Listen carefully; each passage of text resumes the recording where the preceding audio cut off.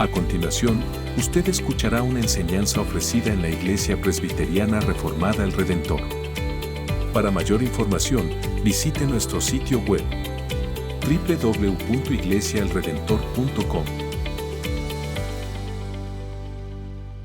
Hay un podcast muy famoso y a mí me gusta también que se llama La Experiencia de Joe Rogan. Y Joe Rogan no es un cristiano, pero él hace entrevistas muy interesantes con todo tipo de gente, con actores, con filósofos, con teólogos, con políticos, con todo tipo de personas. Y siempre son muy interesantes. Y hace 2 meses, Joe Rogan en su podcast, él hizo una entrevista con un actor, creo que bien conocido, Matthew McConaughey. Y fue una entrevista muy interesante. Normalmente sus entrevistas duran 3 horas, lo mínimo. Pero en el transcurso de esa entrevista, de una porción de 5 minutos nomás, ellos dos, Joe Rogan y Matthew McConaughey, empezaron a hablar de los 10 mandamientos.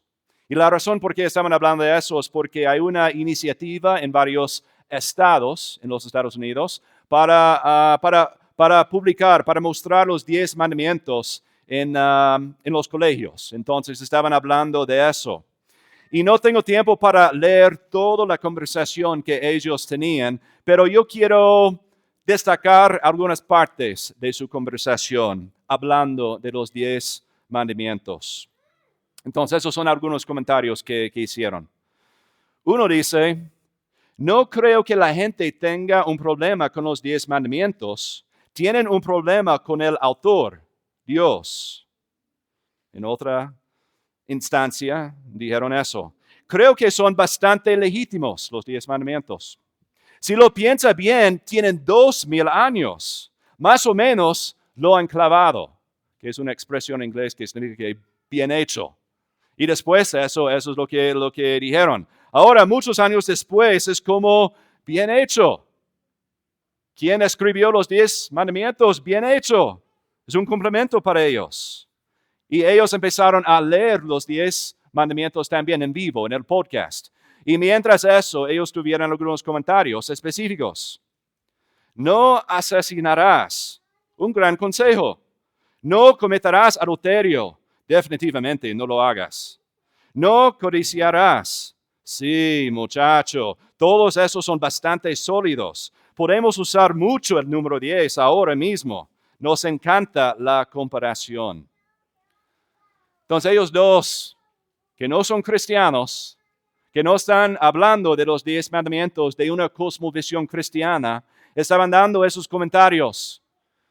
Y en ese podcast es algo casi gracioso, pero realmente es muy triste lo que está ocurriendo en sus comentarios. Ellos están hablando de la ley de Dios, de los 10 mandamientos, pero ellos no conocen al dador de esos 10 mandamientos. Ellos pueden decir bien hecho, pero no saben de quién están hablando, porque no están dando gloria al autor de la ley, al autor de esos 10 mandamientos. Esta mañana este pasaje tiene un enfoque muy particular. Moisés está hablando, predicando sobre la ley de Dios, específicamente los estatutos y decretos de Dios, que son los 10 mandamientos. Pero para entender bien lo que está ocurriendo en ese pasaje, tenemos que recordar 2 cosas. Primero, tenemos que recordar que seguimos en el prólogo histórico de Deuteronomio. Algo que he repetido muchas veces, ¿no? Pero seguimos en esa parte del libro de Deuteronomio. Es decir, que en esta porción no vamos a escuchar de los 10 mandamientos. Moisés no va a nombrar de nuevo los 10 mandamientos, sino él va a hablar de la historia detrás de recibir los 10 mandamientos. Es una parte del prólogo histórico. Es decir, que Moisés está preparándonos para escuchar de nuevo los 10 mandamientos. Esa es la primera cosa que tenemos que recordar. La segunda es la razón por qué Moisés está hablando de los 10 mandamientos en el prólogo histórico, es porque Él está preparándonos para el resto del libro de Deuteronomio. Es decir, que entre los capítulos 4 y 26, todo eso es una explicación, una exposición y una aplicación de los 10 mandamientos. Todos esos capítulos. Es una exposición y aplicación de los 10 mandamientos. Entonces, Moisés quiere darnos o quiere prepararnos para que podamos entender lo que es por venir en este libro de Deuteronomio. Pero, ¿cómo lo hace? ¿Cómo es que Moisés nos prepara para esa exposición y aplicación de los 10 mandamientos? Nos prepara por mostrarnos la belleza de la ley de Dios, la belleza de los estatutos, la belleza de los 10 mandamientos de Dios. Y Él nos muestra la belleza de la ley de Dios por mostrarnos el propósito de los 10 mandamientos. En otras palabras, ¿cuál es el fruto de la nueva obediencia? ¿Cuál es el fruto de obedecer a los 10 mandamientos de Dios? Y podemos resumir la respuesta y este pasaje en 3 palabras. El fruto de la obediencia de los 10 mandamientos es vida, es luz y es legado. Vida, luz y legado. Entonces eso es lo que queremos ver en este pasaje. Primero vamos a empezar con la vida. La obediencia a los 10 mandamientos, a la ley de Dios, da la vida. Y eso es lo que vemos en los primeros 5 versículos. Déjeme leer el primer versículo. Ahora pues, oh Israel, escucha los estatutos y los decretos que yo les enseño para que los cumplan, a fin de que vivan y entren a tomar posesión de la tierra que el Señor, el Dios de sus padres, les da. Inmediatamente tenemos que clarificar algo porque podría causar mucha confusión. Porque aquí Moisés está conectando la obediencia, poner en práctica la ley de Dios, con la vida. Pero la cosa importante aquí es reconocer que Moisés no está hablando de la vida eterna. Él no está hablando de la salvación. Él no está hablando de legalismo. Si ustedes obedecen la ley de Dios, van a ser justificados y salvos. Él no está hablando de eso. Tampoco Moisés está hablando del mensaje de la prosperidad. De que si ustedes obedecen la ley de Dios, todo va a salir bien. No van a luchar con nada. Todo va a ser un paraíso sin enfermedad, sin pecado, sin conflicto, sin cualquier otra cosa así. Entonces no está hablando de legalismo para ganar la salvación, ni está hablando de la prosperidad en cuanto a los términos que escuchamos hoy en día. Esta conversación no es una conversación entre juez y criminal, sino tenemos que entender que este pasaje es una conversación entre padre e hijo. Déjame explicarlo. Para nuestros hijos, ya son nuestros hijos. Son parte de nuestra familia. Entonces, cuando les damos instrucciones, no es para que puedan quedarse en la familia, no es para asegurar su conexión con la familia, sino es para su bien. Yo tengo reglas, instrucciones para mis hijos, para que puedan estar listos para confrontar con los desafíos, los retos de este mundo y de esta vida. Para que puedan encontrar un gozo eterno y real en medio de las circunstancias y las dificultades de este mundo. Ya son mis hijos, ellos no pueden perder esa identidad. pero yo puedo disciplinarlos, yo puedo darles instrucciones, reglas, estatutos de la casa para ayudarles en sus caminos, para pastorear a sus corazones. Y eso es lo que está ocurriendo acá. Israel ya es el hijo de Dios. Es el pueblo elegido por Dios. Por medio de adopción son los hijos de Dios. No pueden hacer nada para perder ese estado o esa identidad. Entonces, la ley de Dios, específicamente los 10 mandamientos, son para que ellos pudieran confrontar las cosas del mundo. Al entrar a la tierra prometida, ellos pueden estar listos para vivir la vida de plenitud allí. No es que nada mal les va a pasar. Ellos van a tener muchos conflictos, muchos problemas, muchas enfermedades. Pero la idea es que la ley de Dios nos da una vida de plenitud para que estemos preparados para esas ocasiones. Israel ya había recibido el favor y la gracia de Dios.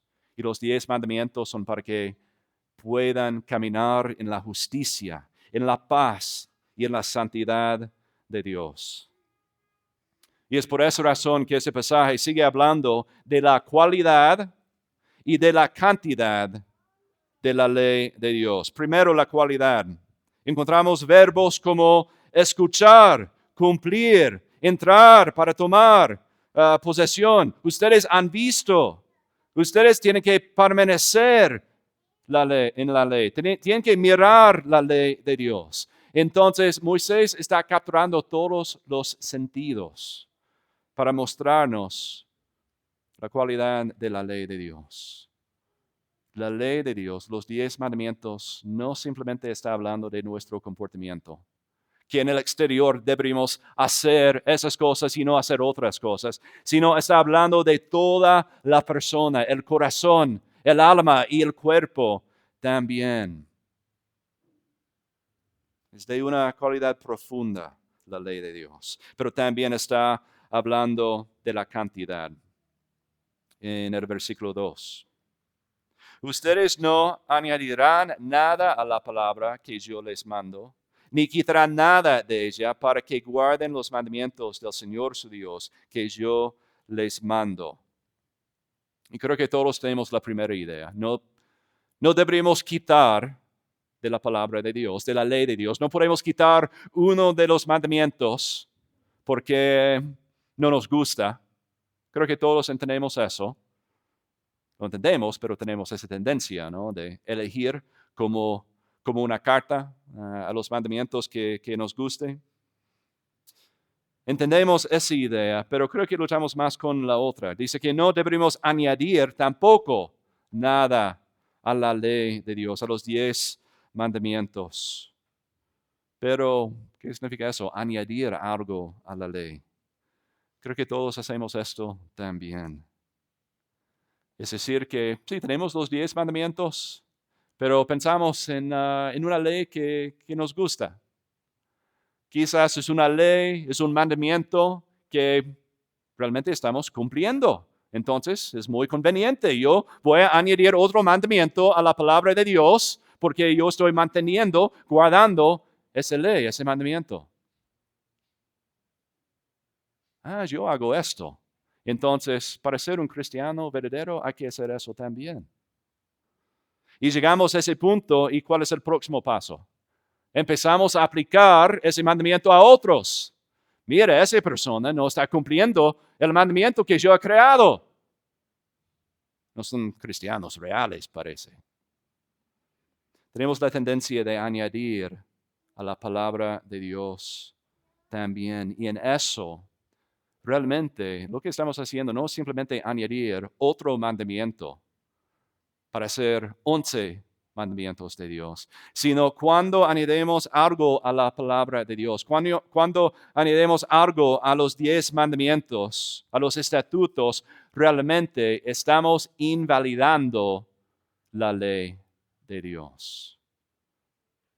Eso es lo que dijo Jesús. Pueden leer, no tenemos tiempo esta mañana, pero pueden leer Mateo 15. Y allí Jesús está hablando con los fariseos, diciéndoles, ustedes añaden cosas, tradiciones a la ley de Dios. Y en eso están invalidando, cancelando la ley verdadera de Dios.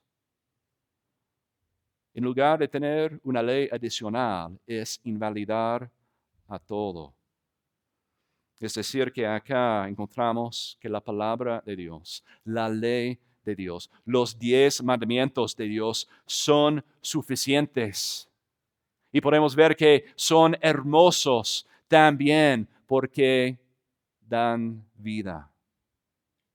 Eso es el primer punto. En los versículos 6 al 9 encontramos el segundo fruto de la obediencia a la ley de Dios. Encontramos aquí que la obediencia da luz a las naciones. Es decir, que hay un propósito evangelístico. Hay un motivo evangelístico en cuanto a nuestra obediencia a la ley de Dios. Y allí encontramos ese fruto en el versículo 6. ¿Cómo van a responder las naciones?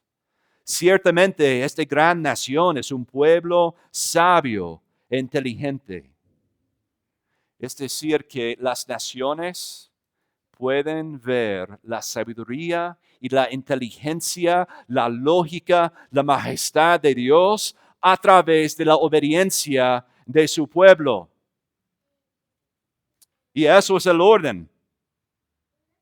Las naciones primero ven el pueblo de Dios, que ellos están poniendo en práctica los 10 mandamientos y a través de ese testimonio ellos pueden ver la gloria del autor de esa ley, la gloria de Dios. Eso es lo que dice en el versículo 6, ¿no? Primero, al escuchar los estatutos, las naciones van a reconocer eso. Pero primero, antes de eso, en el versículo 6, el pueblo de Dios tiene que guardar y poner por obra la ley de Dios.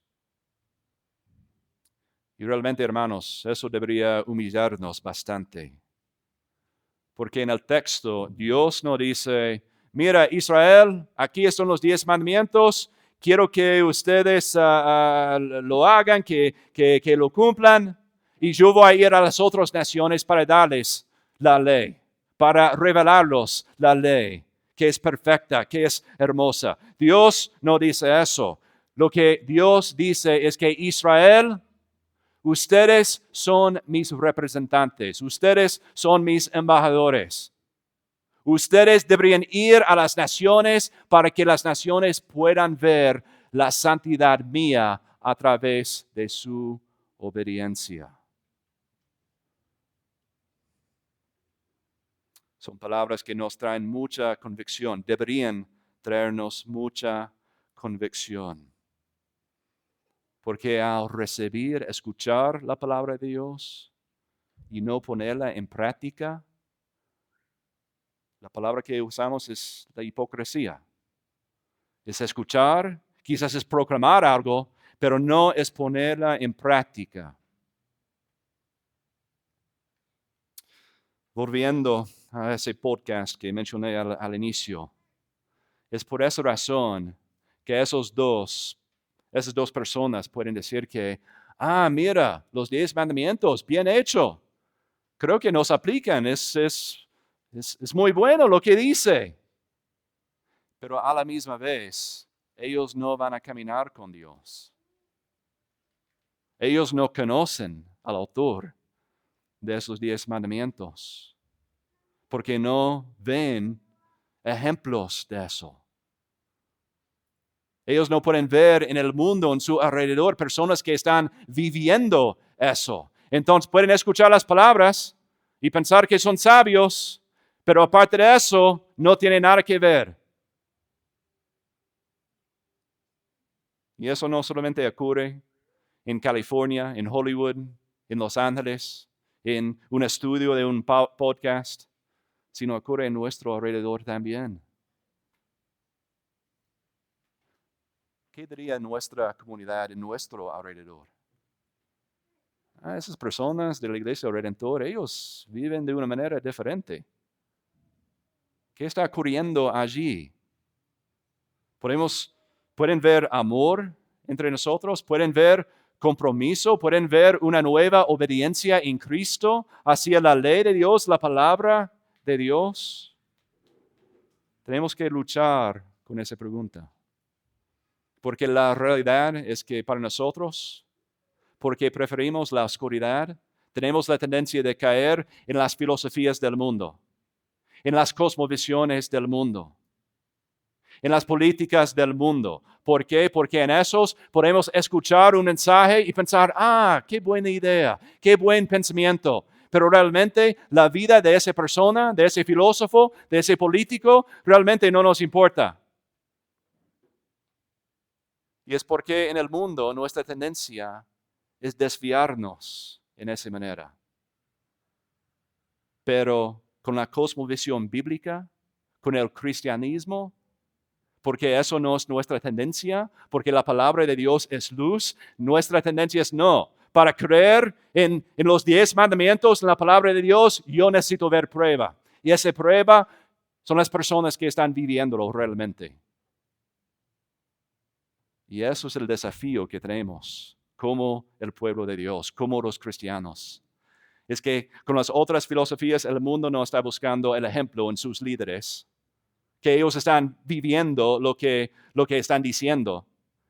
Pero eso es el estándar para el cristianismo, porque es luz, porque es la verdad. Y ellos necesitan verlo en nuestras vidas.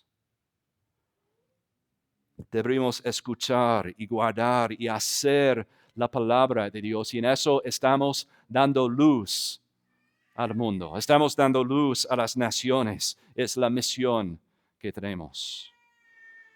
Entonces, un fruto de la ley es que da vida. Otro fruto es que da luz a las naciones. Y ahora encontramos en la última sección de este pasaje que un fruto de la ley de Dios es que nos da un legado.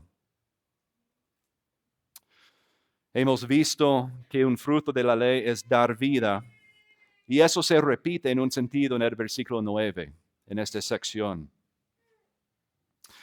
Y la razón por qué está aquí es para mostrarnos de que cuando la ley de Dios, o cuando la palabra dice que la ley da el fruto de la vida, aquí encontramos de que esa vida que el Señor nos da a través de su ley no muere con nosotros. Ese fruto no muere con nosotros al momento de nuestra muerte física. Es decir, que nuestra obediencia, aunque nos da vida, esa plenitud de lo que he hablado, no solamente es para nosotros, sino es para la próxima generación. La obediencia en la palabra de Dios es un legado que podemos dejar a la próxima generación. Dice allí, las hagas saber a tus hijos, a tus nietos, que la historia de redención, la historia de la bondad, de la gracia y de la misericordia de Dios, esas cosas deberían transmitir, esas cosas deberían dejar como legado a la próxima generación. Y eso aplica si tengas hijos o no. Si deberíamos vivir como testimonios a nuestros hijos y nietos, pero es un llamado para todo cristiano a dejar ese legado a la próxima generación. Y en nuestros corazones todos deseamos dejar un legado. Para padres y hijos normalmente es un legado financiero, ¿no? Queremos dejar un legado de cosas. Quiero que mis hijos tengan más cosas que yo he tenido en mi vida. Es una tendencia de que todos tenemos. Pero aparte de los hijos también tenemos ese deseo. Yo quiero dejar un legado de una buena reputación. Yo quiero que en el futuro, cuando todos piensen en mí, que piensen en esas cosas. En mi educación, en mi mis filosofías, en lo que he logrado en mi trabajo, en mi comunidad. Todos queremos dejar un legado. La pregunta es, ¿cuál es ese legado que vas a dejar? Entonces, ese deseo no es malo. La idea de un legado es algo bíblico realmente. Pero la idea acá es que deberíamos querer dejar un legado de la palabra de Dios, viviendo según la palabra de Dios, buscando la santidad de Dios, descansando en la gracia del Señor porque vamos a fallar en eso. Eso es el legado que queremos dejar a la próxima generación. ¿Y cómo es posible? Realmente es igual como el segundo punto. Como las naciones nos miran y ellos quieren ver, ok, realmente esa persona está viviendo lo que está diciendo. Es así con nuestros hijos también. Nos observan. Ellos nos escuchan, pero ellos están observando realmente cómo estamos viviendo. Entonces, primero tenemos que vivirlo. Tenemos que vivir la palabra de Dios para la próxima generación. Pero también dice que claramente tenemos que proclamar la palabra de Dios a la próxima generación. No es suficiente simplemente vivirlo y pensar que por alguna manera nuestros hijos van a escuchar la palabra de Dios. No, requiere los dos. Dar testimonio por ponerlo en práctica y también en proclamar la palabra de Dios. Iglesia, lo que encontramos en ese pasaje realmente es un sermón para niños. Es un mensaje para niños, como lo hacemos cada domingo. Pero hay que notar el contenido de ese sermón para los niños, para los hijos, para los nietos. No están hablando de un cliché, no están hablando de cosas superficiales, sino Moisés está diciendo que los hijos, la próxima generación, tienen que escuchar esas cosas profundas.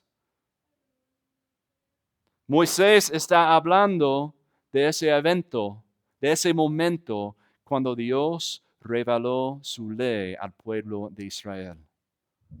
Un momento de fuego, de nube.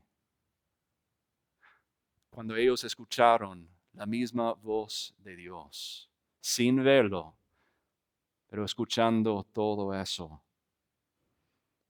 Moisés está diciendo que nuestros hijos, la próxima generación, tiene que saber de la obra de Dios a través del pacto que Él hizo con nosotros.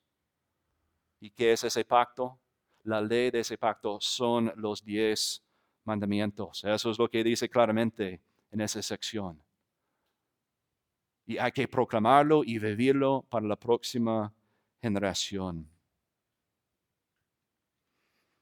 ¿Has tenido a alguien en su vida así? ¿Has tenido un ejemplo de eso en tu vida? Alguien que te ha compartido la palabra de Dios, pero también ha vivido la palabra de Dios. Y quiero ser muy claro allí. Cuando digo que debemos vivir la palabra de Dios, eso no significa que vamos a ser perfectos. Para nada. Pero vivir en la palabra de Dios, vivir la palabra de Dios, significa de que vamos a buscar la santidad de Dios y también reconocemos que vamos a fallar. Vamos a fallar y fracasar mucho en eso. Pero vivir la palabra es vivir el Evangelio sabiendo que Él nos perdona. ¿Por qué vamos a fallar en eso? Pero sigue mostrándonos su gracia porque somos hijos suyos y no podemos perder esa identidad ni esa salvación en nuestras vidas. Entonces en eso, todos los que estamos aquí somos llamados a dejar un legado para la próxima generación.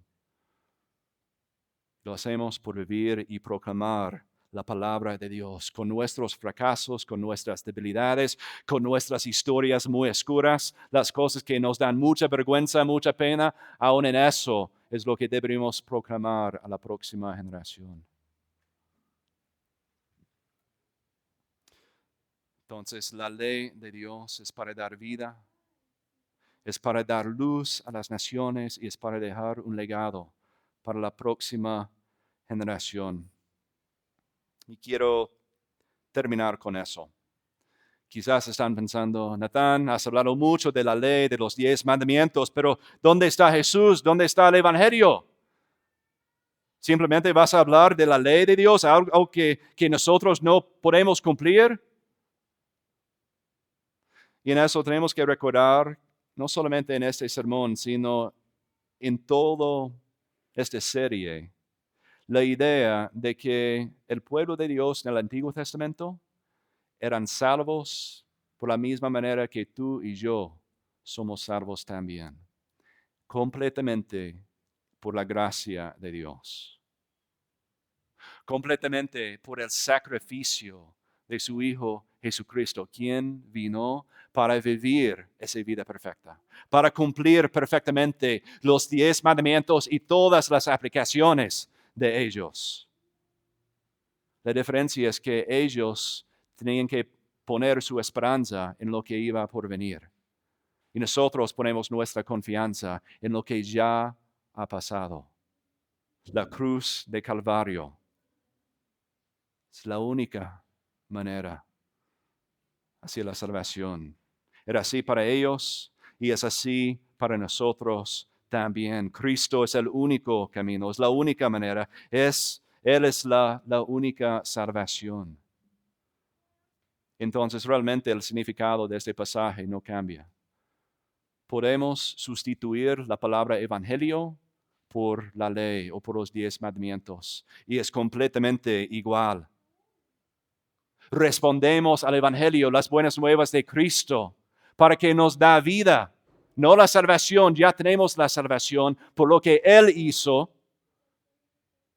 sino nos da esa plenitud de la vida, para que podamos vivir como hijos de Dios, recibiendo su disciplina, confrontando a las situaciones difíciles del mundo, pero es igual.